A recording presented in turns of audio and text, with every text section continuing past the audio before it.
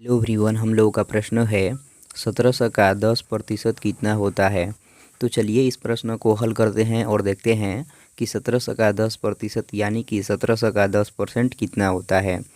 तो यदि आप लोग भी इस प्रकार के प्रतिशत वाले प्रश्न को हल करना सीखना चाहते हैं तो इस वीडियो को ध्यानपूर्वक ही देखते रहिएगा, क्योंकि हम इस वीडियो में बहुत ही आसानी से इस प्रकार के प्रतिशत वाले प्रश्न को हल करना सिखलाएंगे।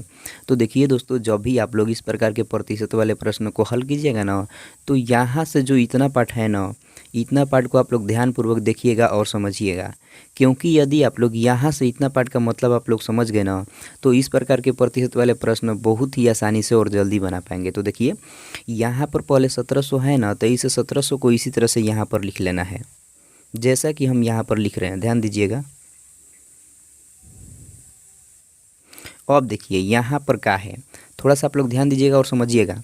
देखिए हम यहाँ पर भी का लिखे हुए हैं, तो इस का माने होता है गुणा, इसलिए क्या करेंगे, इस का के लिए यहाँ पर गुणा का चिन्ह देंगे। देखिए यहाँ पर 10 है, तो इस 10 को इसी तरह से यहाँ पर लिख लेंगे। अब देखिए इस 10 के बगल में यहाँ पर प्रतिशत का चिन्ह है, थोड़ा सा फिर से आप लोग ध्यान दीजिएगा। देखिए हम यहाँ पर भी प्रतिशत के चिन्ह दिए हुए हैं, तो इस प्रतिशत के चिन्ह का अर्थ होता है 1/100, इसलिए क्या करेंगे, इस प्रतिशत के चिन्ह के लिए इस 10 के गुणे में 1/100 लिखेंगे।